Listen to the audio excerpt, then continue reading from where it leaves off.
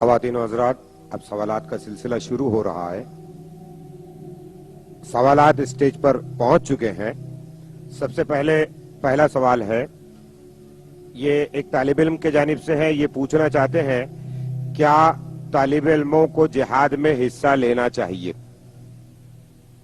بالکل لینا چاہیے، اس لیے کہ جہاد کا جو تصور میں نے آپ کو دیا ہے یہ تو ہر عمر کے انسان کے لیے ہے۔ نوجوانی کا زمانہ ہے، جذبات ہیں، غلط راستے پر جا سکتے ہیں، آپ کو اپنے نفس کو کنٹرول کرنا ہے، اسے راستے پر رکھنا ہے، یہ آپ کا جہاد ہے نفس کے خلاف۔ پھر نوجوان ہی تو ہوں گے جو عربی سیکھیں گے، قرآن سمجھیں گے، پڑھیں گے، تبھی تو سمجھائیں گے، دوسروں کو پہنچائیں گے، لوگوں پر حجت قائم کریں گے۔ بوڑھے آدمیوں سے تو اس کی توقع اب نہیں کی جا سکتی کہ وہ عربی سیکھیں اور قرآن پڑھیں اور پھر آگے سمجھائیں۔ لہذا اصل تو دور یہی ہے۔ حضور پر ٹین ایجرز بھی ایمان لائے تھے۔ حضرت علی کی کیا عمر تھی، موسیٰ بن عمیر کی کیا عمر تھی، سعد ابن ابی وقاص کی کیا عمر تھی، معاذ اور معوذ جو جنگ بدر میں گئے ان کی کیا عمریں تھیں۔ تو طالب علم اور غیر طالب علم میں مسلمان ہونے کے ناطے کوئی فرق نہیں۔ ہر ایک مسلمان پر نماز فرض ہے تو طالب علم پر بھی فرض ہے۔ اسی طریقے سے یہ دعوت و تبلیغ فرض ہے تو ہر طالب علم پر بھی ہے۔ اقامت دین کی جد و جہد فرض ہے تو ہر طالب علم پر بھی ہے۔ ڈاکٹر صاحب، دوسرا ایک سوال ہے کہ میں ایک طالب علم ہوں، میری اصل ذمہ داری اپنی تعلیم پر توجہ دینا ہے۔ اس حوالے سے میرے لیے کیسے ممکن ہے کہ کسی دینی اجتماعیت میں شرکت کروں اور اس کے تقاضے پورے کر سکوں؟ میرا سوال یہ ہے کہ کل آپ کو موت آ جائے تو یہ آپ کی تعلیم آپ کو فائدہ دے گی؟ And do you have any guarantee کہ کل موت نہیں آئے گی؟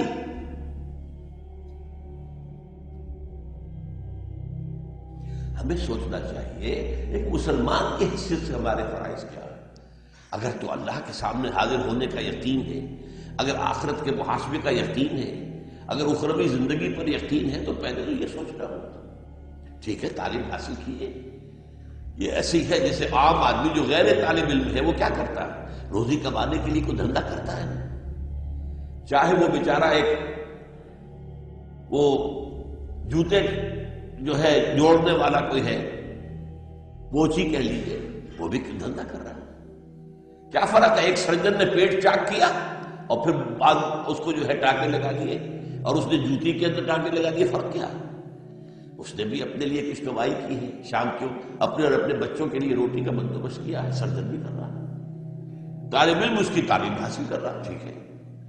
لیکن اگر مسلمان شعور کی عمر کو پہنچ گیا ہے، ابھی بے شعور ہے، بچپنا ہے تو ٹھیک ہے، ابھی اس پر نماز بھی فرض نہیں، شعور کی عمر کو آ گیا ہے تو دین کے جملہ فرائض اس پر عائد ہو جاتے ہیں۔ طالب علم ہونا نہ ہونا اس کا کوئی بحث ہے ہی نہیں۔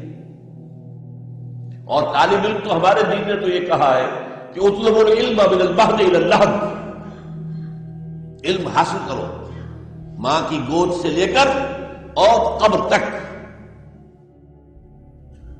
تو ہر مسلمان طالب علم ہے، میں بھی طالب علم ہوں، ہر شخص طالب علم ہے۔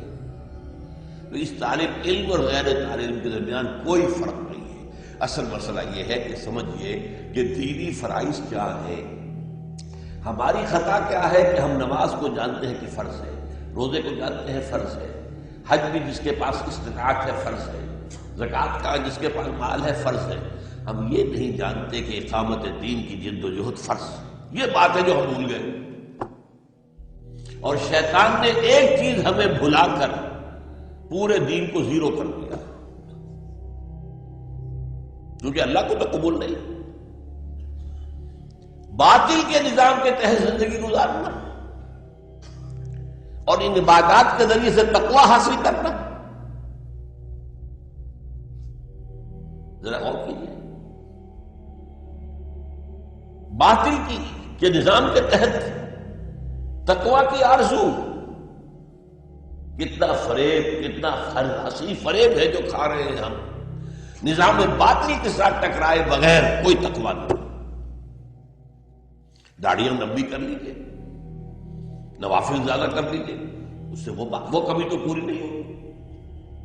آپ کو معلوم ہے نماز ایک شخص پڑھتا ہے، خوب پڑھتا ہے، خوب پڑھتا ہے، خوب پڑھتا ہے، 8 پڑھتا ہے، تہجد روزہ بھی رکھتا، تو اس کی نماز قبول ہوگی؟ بتائیے. ایک فرض کا تارک پورے اسلام کا تارک ہے. اقامت دین کی فرضیت کے تارک ہے آپ، اسلام کے تارک ہے. بس یہ کسر ہے جو امت کو یاد دلانے کی ضرورت ہے. بھائی تم بھول گئے ہو باطل نظام کے خلاف جد و جہد جماعتی شکل میں ڈسپلن کے ساتھ حضور کے طریقے پر، جیسے کہ ابھی بتایا گیا. یہ فرض ہے بھائی، فرض ہے، فرض ہے. اس فرض کے لیے کسی نہ کسی جماعت میں شریک ہو کر جو اس نہج پر آپ کے نزدیک کام کر رہی ہو، آپ کو جد و جہد کرنی لازم ہو.